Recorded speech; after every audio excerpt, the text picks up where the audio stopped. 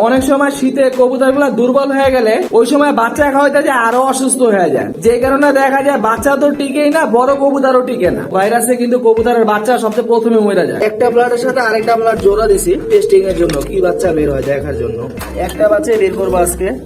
এই কোয়ালিটির বাচ্চা বের করতে অনেক ধৈর্য, অনেক সময় এবং অনেক চেষ্টার প্রয়োজন।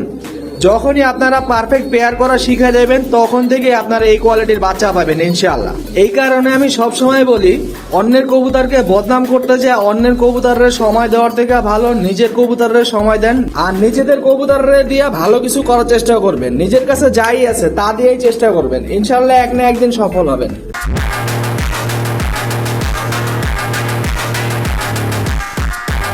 আসসালামু আলাইকুম, জর্ডান খান পিজন ব্লগ থেকে আমি জর্ডান খান। আশা করি আপনারা সবাই ভালো আছেন। আলহামদুলিল্লাহ আপনাদের দোয়ায় আমিও ভালো আছি। আজকের আলোচনায় থাকছে এই শীতকালে শীতের বিভিন্ন রোগ থেকে বাঁচার জন্য কবুতর কি জোড়া দিয়ে রাখা উচিত না সিঙ্গেল রাখা উচিত, ও কেমনে করে এই শীতে কবুতরকে 100% সুস্থ রেখে ডিম বাচ্চা করা যায়। এবং আজকের ভিডিওতে আরো দেখাবো প্রায় 10 জনের মতো পাখি বাচ্চা আছে ছোট ছোট, যেগুলো এখনো খাওয়া শিখে নাই, ওই বাচ্চাগুলো আপনাদের দেখাবো।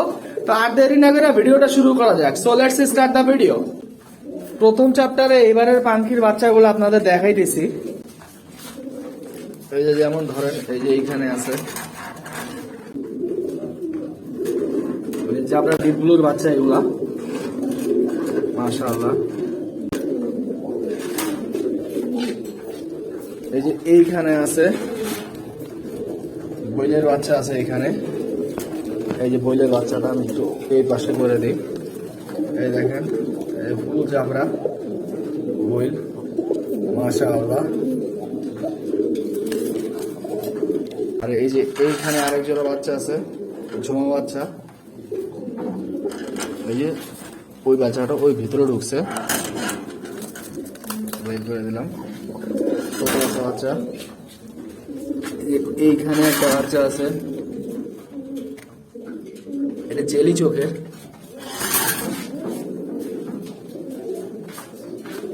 এই যে এইখানে আরেকটা বাচ্চা আছে, এটা কাটামনের বাচ্চা, জাবরা কাটামনের বাচ্চা। আরো বাচ্চা আছে,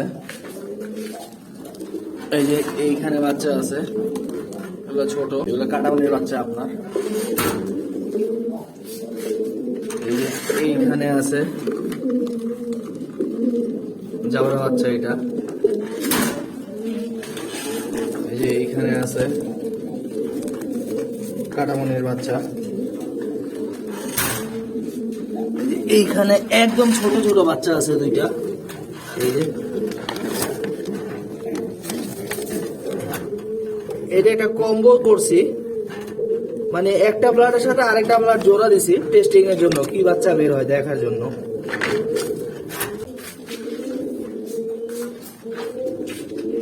আর এই যে এইখানে বাচ্চা আছে জাবরা ডিপ ব্লুর বাচ্চা, এখানে একটা বাচ্চা। আর এই যে এইখানে আবার একটা বাচ্চা। আপনারা অনেকেই জানেন মাদি কবুতরগুলা ডিমের ভিতরে বৈশা থেকে হঠাৎ করে অসুস্থ হয়ে যায়, তখন দেখা যায় ওইগুলার ঠিকভাবে ট্রিটমেন্ট না করতে পারলে ওই মাদিগুলা বেশিরভাগ সময় মারা যায়। এই সমস্যাগুলো যাতে আপনাদের লফটে না হয়, এই কারণে আমি এটা নিয়ে একটা ডিটেলসে ভিডিও বানাই দিব। আপনারা সবাই আমার আইডিতে ফলো দিয়ে আমার সাথেই থাকেন। এখন এই বাচ্চাটা বের করে দেখাই। একটা বাচ্চা বের করবো আজকে। এই যে এইখান থেকে এই বাচ্চাটা বের করলাম। এই দেখেন, এই যে এই চোখ কাটা, এই যে মোটা নাক, বড় ঠোঁট, একদম সম্পূর্ণ কালো ঠোঁট। আর এই যে এবার এই চোখটা দেখাই দিই আপনাদের। এই দেখেন এই চোখও কাটা, একদম এই যে সম্পূর্ণ জাবরা বইলের মতো সাইজ হয়েছে, দেখছেন? এই যে পা দেখেন, এই যে সম্পূর্ণ কালো, এই যে চারিও একদম কালো। এই কোয়ালিটির বাচ্চা বের করতে অনেক ধৈর্য, অনেক সময় এবং অনেক চেষ্টার প্রয়োজন। যখনই আপনারা পারফেক্ট পেয়ার করা শিখে যাবেন তখন থেকে আপনারা এই কোয়ালিটির বাচ্চা পাবেন ইনশাআল্লাহ। এই কারণে আমি সব সময় বলি, অন্যের কবুতরকে বদনাম করতে যে অন্যের কবুতরের সময় দেওয়ার থেকে ভালো নিজের কবুতরের সময় দেন। নিজের কাছে যা আছে ওইটারই সময় দেন, তাহলে দেখবেন পাল্লার ক্ষেত্রে হোক আর কবুতর মডিফাইং এর ক্ষেত্রে হোক ইনশাআল্লাহ এক না একদিন সফল হবেন। সবাই আমার এই বাচ্চাটার জন্য দোয়া করবেন আর নিজেদের কবুতরের দিয়ে ভালো কিছু করার চেষ্টা করবেন। নিজের কাছে যাই আছে তা দিয়েই চেষ্টা করবেন, ইনশাল্লাহ এক না একদিন সফল হবেন। এই যে রাইখা দেই, এইখানে রাইখা দিলাম বাচ্চাটা যে এখানে ছিল ওইখানে। এবার চলে আসি ভিডিও দ্বিতীয় চ্যাপ্টারে।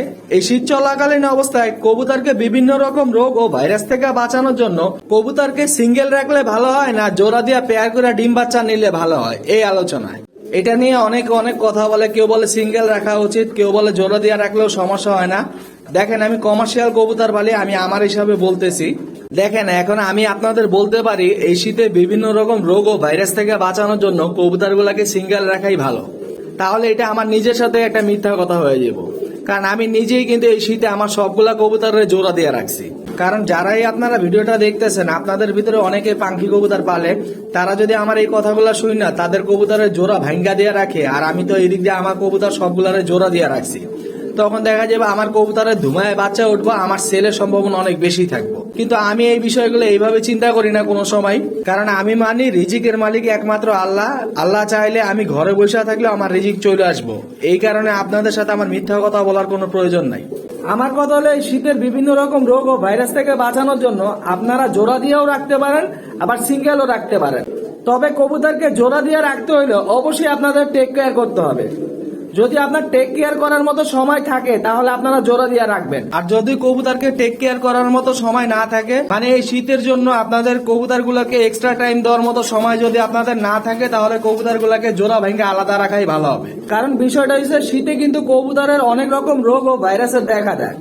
আর এইসব সময় দেখা যায় ছোট ছোট যে বাচ্চাগুলো থাকে বা আপনার খাওয়া শিখছে বা হাঁটা শিখছে, ওই বাচ্চাগুলো ওই ভাইরাসের ছোঁয়া পাইলে কিন্তু ওই বাচ্চাগুলো টিকে না। আবার এরকমও দেখা যায় অনেক সময় শীতে কবুতরগুলো দুর্বল হয়ে গেলে ওই সময় বাচ্চা খাওয়াইতে যায় আরো অসুস্থ হয়ে যায়, যে কারণে দেখা যায় বাচ্চা তো টিকেই না, বড় কবুতরও টিকে না। তাই আমার মতে আপনারা যদি কবুতরের সময় না দিতে পারেন, তাহলে আপনাদের কবুতর জোড়া দেওয়ার দরকার নাই। আপনারা জোড়া দিতেছেন ডিম বাচ্চা করার জন্য, হয়তো কমার্শিয়ালি হোক বা উড়াইবেন বা শখে, যেটাই হোক, কিন্তু আপনারা জোড়া দেওয়ার পর যদি সময় না দিতে পারেন, তাহলে তো ওই কবুতরের বাচ্চা টিকবে না। এটা তো আপনারা ভালো করেই জানেন। ঠান্ডা লাগলেই মারা যাবো, বা বিভিন্ন রকম রোগ ও ভাইরাসে কিন্তু কবুতরের বাচ্চা সবচেয়ে প্রথমে মরে যায়, এটা আপনারা সবাই জানেন। আর ওই বাচ্চাগুলোর টিকাইতে যায় দেখা গেল আপনাদের বড় কবুতরেরও ক্ষতি হইব। এই কারণে আমি মনে করি কবুতরের টেক কেয়ারই হলো সবচেয়ে বড় ওষুধ। কারণ আপনি যত দামি দামি ওষুধ খাওয়ান, কিন্তু আপনি যদি সময় দিয়ে কবুতরটা চেক না করতে পারেন যে আপনার কোন কবুতরটা সুস্থ আছে, কোন কবুতরটা অসুস্থ আছে বা ভাইরাসে আক্রান্ত, ওইটার বাইরে আলাদা করে রাখতে হইব।